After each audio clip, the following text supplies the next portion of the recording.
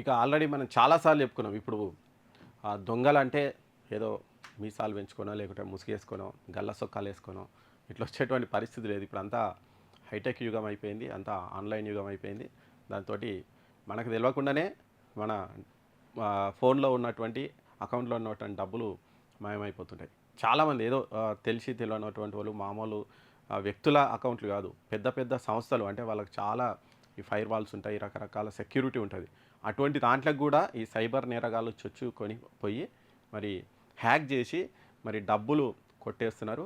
ఇక్కడ చూస్తే 3 గంటల్లో అటువంటిది ఈ సైబర్ నేరగాళ్ళు ఫైనాన్స్ సంస్థకే 49 కోట్లు కొట్టేసారంట చూడండి. ఇక మనీ వ్యూ యాప్ ఇదొకటి. ఈ మనీ వ్యూ అనేది ఈ లోన్స్ ఇస్తుంటుందంట. మరి అలాంటి లోన్స్కి సంబంధించినటువంటి ఆ డేటాబేస్లోకి ఎంటర్ అయ్యి వీళ్ళు దాన్ని హ్యాక్ చేసి 49 కోట్లు మరి సైబర్ నేరగాళ్ళు కొట్టేసారట. మరి దాంతో ఇద్దరిని అయితే అరెస్ట్ చేసిరంట.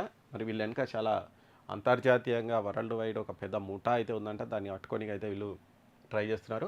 ఇక ఇక్కడ చూస్తే వ్యక్తిగత రుణాలు అందించేటువంటి ఒక ప్రైవేట్ ఫైనాన్స్ సంస్థకు చెందినటువంటి ఒక యాప్కు సైబర్ నేరగాళ్ళు అయితే మస్కా కొట్టిరట. ఈ యాప్కు చెందినటువంటి అప్లికేషన్ ప్రోగ్రామ్ ఇంటర్ఫేస్ ఏపీఐ సిస్టంలోకి చొరబడి 3 గంటల వ్యవధిలో 49 కోట్లు కొట్టేసారట.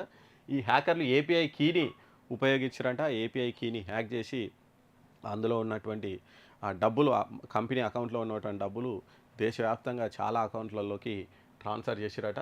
మరి ఇదంతా కూడా ఒక 3-4 గంటల వ్యవధిలో ఇదంతా కూడా జరిగిద్దట. మరి ఈ ఈ మనీ వ్యూ అనేటువంటి యాప్ను ఈ విజ్డమ్ అనేటువంటి ఒక ఫైనాన్స్ కంపెనీ అయితే వేస్తున్నట. మరి ఈ యాప్ను దుబాయ్, చైనా, హాంకాంగ్, ఫిలిప్పీన్స్ దేశాల నుంచి మరి వీళ్ళు హ్యాకర్లు హ్యాక్ చేసిరంట చూడండి. మన దేశంలో కాదు, వేరే దేశాల నుంచి దీన్ని హ్యాక్ చేసి 3 గంటల్లో 49 కోట్లు కొట్టేసిరట. మరి దుబాయ్ కేంద్రంగా భారత సంతతికి చెందినటువంటి ఒక వ్యక్తి ఈ దాడి దుబాయ్లో ఉన్నటువంటి ఒక ఇండియనే మరి ఈ దాడికి మాస్టర్ ప్లాన్ చేసినంట. మరి పేసి మొత్తం కొట్టేసిరంట. మరి ఇక్కడ ఈ బెంగళూరుకు బెలగావికి చెందినటువంటి ఇంకో వ్యక్తి మరి వర్చువల్ ప్రైవేట్ సర్వర్ల ఒక్కోదాన్ని 2000 చొప్పున రెంట్కు తీసుకొని ఆ తర్వాత ఏపీఐ సిస్టంలోనికి చొరబడేందుకు సర్వర్లను ఫ్రాన్స్కి చెందినటువంటి ఇంకో ఐపీ లింక్తోనికి లింక్ చేసి ఇట్లా రకరకాల మార్గాలు అంటే వీళ్ళు ఒకవేళ ఎంక్వైరీ చేసినా కానీ అది ఎక్కడి నుంచో సర్వర్ ఎక్కడ ఉందంటే ఎక్కడో వేరే దేశాల్లో చూపిస్తుంది. దాంతో వీళ్ళు ఎవరు అనేది తెలుసుకోవడం కష్టమవుతుంది పోలీసులు కాబట్టి వీళ్ళు అన్నీ ప్లాన్డ్గా చేసి మొత్తానికి 49 కోట్లు అయితే కొట్టేసిరట. మరి ఈ పెద్ద కేసులో ఇద్దరినైతే అరెస్ట్ చేసిరట. ఒక ఆయన కర్ణాటక ఆయన, ఒక ఆయన రాజస్థాన్కి చెందినటువంటి ఇద్దరినైతే అరెస్ట్ చేసిరట. మరి వాటి నుంచి కీలక వివరాలు అయితే రాబట్టేటువంటి ప్రయత్నం చేస్తున్నారట. ఆల్రెడీ వేరే వేరే ఖాతాల్లోకి బదిలీ అయినటువంటి ఒక 10 కోట్లను ఫ్రీజ్ చేసిరట. అంటే 10 కోట్లు దొరికినాయి, అంటే ఆగిపోయినాయి, కానీ మిగిలిన మరి 39 కోట్లను అయితే ఆల్రెడీ వాళ్ళు తీసుకున్నట్టే కనిపిస్తుంది. మరి ఇక్కడ చూస్తే ఈ కంపెనీ ఖాతా నుంచి మొత్తం 3000 ఎస్బీ ఖాతాలకు ఈ నగదు బదిలీ చేసిరట. మరి ఆల్రెడీ ఈ నగదు ముఠా ఖాతాలకు జమ చేసుకునేటువంటి వ్యూహం కూడా పన్నిరట.